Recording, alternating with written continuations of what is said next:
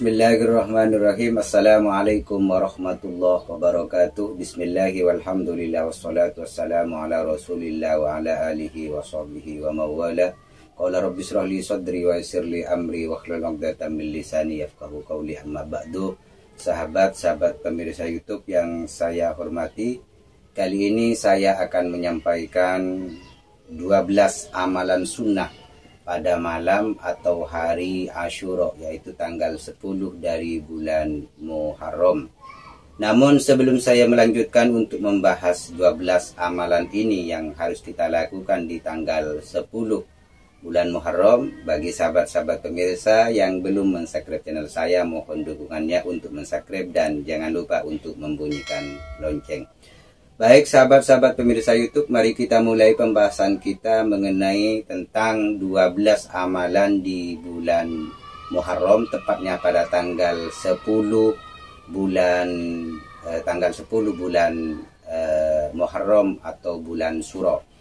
Di dalam kitab Jam'ul Fawaid wa Jawahirul Qala'id karangan dari Al-Imam Al-Allamah Bahjaduddin Asy-Syaikh Daud Ibni Abdillah Al-Fatani Qaddasallahu sirrahu, pada halaman ke-131 dalam bab Fadlu Asyura atau Fadail Asyura. Jadi fadilah amalan di bulan Muharram pada tanggal 10 Asyura.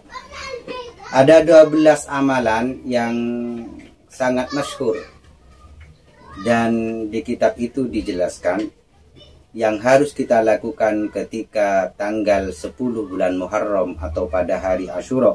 Yang pertama yaitu adalah puasa. Jadi puasa sunnah pada tanggal 10 Muharram atau yang disebut dengan hari Asyura. Biasanya sebelum kita berpuasa di tanggal 10 Asyura atau tanggal 10 Muharram, di tanggal 9-nya juga kita berpuasa yang disebut dengan hari Tasu'a atau hari ke-9 dari bulan Muharram. Apa fadilahnya berpuasa di hari 10 bulan Muharram ini? Fadilahnya yaitu mendapatkan pahala 10.000 haji yang makbul yang diterima, 10.000 umroh yang diterima oleh Allah, dan juga mendapat pahala 10.000 syuhada.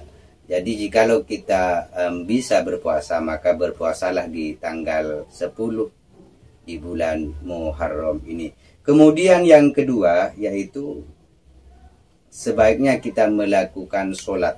Dalam kitab Jam'ul Fawaid wa Jawahirul Qala'id ini juga dijelaskan barang siapa yang bisa melakukan sholat, yaitu sholatnya sebanyak 4 rakaat, dan di setiap rakaat setelah membaca suratul Fatihah maka bacalah surat Al-Ikhlas sebanyak 15 kali.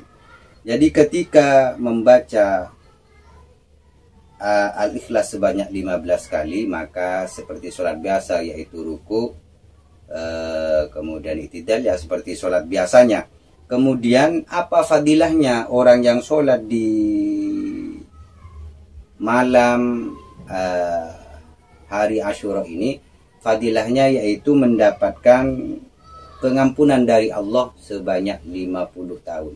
Jadi usahakan ini bisa dilaksanakan, karena 50 tahun semua dosa-dosa yang kita lakukan oleh Allah akan diampuni. Kemudian yang ketiga, amalan yang harus dilakukan di tanggal 10 Muharram atau di hari Asyura, yaitu memperbanyak silaturahmi. Jadi ketika kita memperbanyak silaturahmi, maka fadilahnya disebutkan di dalam kitab Jam'ul Fawaid wa Jawahirul Qala'id ini adalah Allah akan mengangkat derajatnya. Jadi orang yang senang silaturahmi, memperbanyak silaturahmi, semakin banyak semakin baik, maka oleh Allah akan diangkat derajatnya. Yang keempat yang harus kita lakukan pada hari Asyura yaitu menziarahi atau bersilaturahmi kepada orang-orang alim. Jadi baik itu yang hidup maupun yang meninggal. Menziarahi orang alim, di dalam kitab tersebut dijelaskan, ketika kita berada di hadapan orang lain di hari Asyura, kemudian kita mendengar nasihat-nasihatnya atau wejang-wejangannya, maka oleh Allah akan diberikan pahala yang sangat besar dan hati kita akan dilemaskan oleh Allah Subhanahu wa Ta'ala. Itu adalah fadilah yang keempat, yaitu fadilah dari menziarahi orang-orang alim. Kemudian apalagi yang kelima? Nah, ini yang kelima. Yang kelima yaitu menjenguk orang sakit. Jadi menjenguk orang sakit walaupun bukan di hari Asyura atau bukan di bulan Muharram, ini sangat dianjurkan oleh Rasulullah Shallallahu Alaihi Wasallam. Namun pada hari Asyura ini Allah memberikan kekhususan. Jadi barang siapa yang menziarahi orang sakit, di dalam kitab ini disebutkan, barang siapa yang menziarahi orang sakit di hari Asyura, maka dia mendapatkan pahala seakan-akan menziarahi atau mendatangi atau bersilaturahmi dengan orang-orang seluruh keturunan Bani Adam, keturunan Nabiullah Adam alaihissalam. Artinya sama pahalanya seakan-akan kita mengunjungi semua orang. Inilah fadilah daripada menjenguk orang sakit di hari Asyura. Kemudian yang keenam, yang harus kita lakukan di hari Asyura tanggal 10 bulan Muharram, yaitu kita bercelak mata. Di dalam kitab tersebut dijelaskan bahwa barang siapa yang bercelak mata di hari Asyura atau tanggal 10 bulan Muharram, maka oleh Allah dirinya tidak akan pernah merasa dirinya tidak akan pernah mempunyai penyakit mata. Jadi selama dia hidup, maka oleh Allah akan diselamatkan dirinya dari penyakit mata. Selanjutnya yang ketujuh, yang harus kita lakukan di bulan Muharram pada tanggal 10 bulan Muharram, yaitu dengan cara mengusap kepala anak yatim. Nah, ini fadilahnya sangat besar. Cara mengusap disebutkan di dalam kitab tersebut, cara mengusapnya yaitu dari belakang. Jadi dari sini ke depan. Jadi dari belakang ke depan. Itu cara mengusap kepala anak yatim. Fadilahnya apa? Fadilahnya setiap helaian rambut dari anak yatim yang kita usap, itu akan mengangkat kita, akan mengangkat derajat kita di hadapan Allah dan kelak di surga yang dipersiapkan oleh Allah kepada kita. Amin, Allahumma amin. Itu fadilah ketika kita mengusap kepala anak yatim. Tentunya kita tidak hanya mengusap, tapi kita juga harus berbagi dengan anak yatim.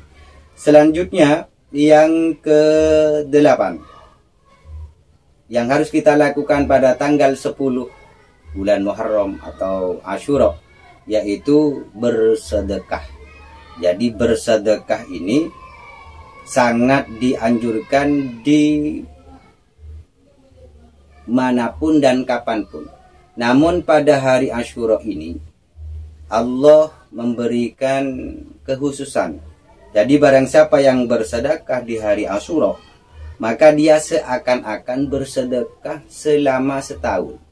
Jadi ketika tanggal 10 bersedekah, maka besoknya sampai setahun itu seakan-akan terus bersedekah. Maka bersedekahlah ketika sahabat-sahabat sekalian mempunyai kelebihan rezeki. Dan jikalau mengeluarkan 1 dirham, di dalam kitab tersebut disebutkan, dan jikalau mengeluarkan 1 dirham untuk agama Allah, untuk perjuangan agama Islam, maka Allah akan melipatkan gantinya sampai 700 dirham. Inilah yang sangat agung. Jikalau sahabat-sahabat sekalian sebelumnya hidupnya selalu kekurangan dari rezeki, kekurangan dari harta, maka di hari Asyura ini jadikan momentum untuk memancing rezeki supaya rezeki kita oleh Allah semakin dilancarkan. Kemudian yang ke-9 yang harus kita lakukan pada hari Asyura, yaitu adalah mandi besar.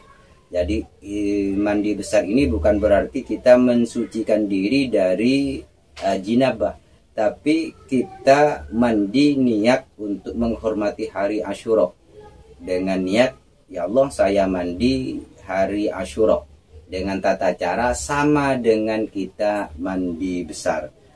Kemudian yang ke-10 yang harus kita lakukan pada hari Asyura, yaitu memberikan belanja lebih kepada keluarga. Jadi ketika kita punya keluarga, punya tanggungan, maka di hari Asyura ini berikan mereka belanja lebih. Seorang istri yang biasa dibelanjakan 50 ribu setiap hari, maka di hari itu berikanlah 100 ribu, 200 ribu, sehingga mereka senang. Ketika itu terjadi, maka oleh Allah Subhanahu wa Ta'ala selama setahun rezekinya akan semakin diperluas, akan semakin diperbanyak. Sebagaimana Rasulullah bersabda, qala Nabi sallallahu alaihi wasallam, man wasa'ala iyalihi fi yaumi Asyura wasa'ahu Allahu alaihi fi sanatihi kulliha. Jadi barang siapa yang meluaskan rezekinya untuk keluarga pada hari Asyura, maka Allah akan meluaskan rezekinya setahun penuh. Itulah rahasia memberikan belanja lebih di hari Asyura, sehingga selama setahun oleh Allah kita akan semakin diperbanyak, semakin diperluas rezeki kita. Bahkan hal ini pernah dipraktekkan oleh Sufyan Ats-Tsauri, sehingga dia berkata, qad jarrabnahu, saya pernah mencobanya, saya sudah mencobanya, fawajadnahu kadzalik, maka itulah yang terjadi. Artinya apa? Sufyan Ats-Tsauri ini memberikan belanja lebih kepada keluarganya di hari Asyura, kemudian dia rasakan selama setahun. Ternyata sabda Rasulullah yang diriwayatkan oleh At-Tabrani dan Al-Baihaqi ini benar. Oleh sebab itu, maka berilah belanja keluarganya di hari Asyura ini, supaya oleh Allah selama setahun rezekinya semakin diperluas dan semakin diperbanyak dan penuh barokah. Kemudian yang ke-11, amalan yang ke-11 yang harus kita lakukan pada hari Asyura tanggal 10 bulan Muharram, yaitu dengan memotong kuku. Jadi usahakan semua kuku baik di tangan maupun di kaki itu dipotong rapi, dipotong pendek sehingga kelihatan rapi. Fungsinya apa? Supaya setan yang biasa mengganggu kita itu tidak suka dengan anggota badan kita, karena kebanyakan setan itu bersembunyi di bawah kuku, terutama kuku-kuku yang kotor. Yang ke-12 ini adalah yang terakhir, yaitu membaca surat Al-Ikhlas sebanyak 1000 kali. Membaca surat Al-Ikhlas sebanyak 1000 kali ini mempunyai tujuan untuk memancing, mendatangkan sifat Rahman dan sifat Rahimnya Allah Subhanahu wa Ta'ala.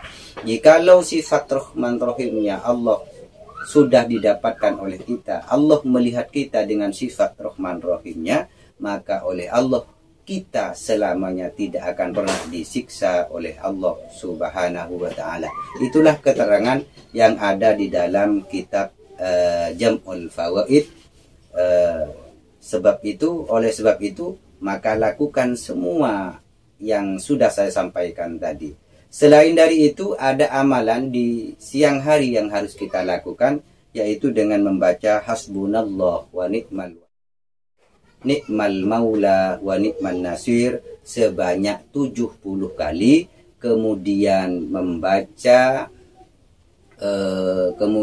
membaca doa hari Asyura yang tertera di layar kaca. Silahkan sahabat-sahabat screenshot doanya dan bacalah doa itu setelah membaca Hasbunallah wa ni'mal wakil sebanyak 70 kali, dan membaca surat Al-Ikhlas sebanyak 1000 kali.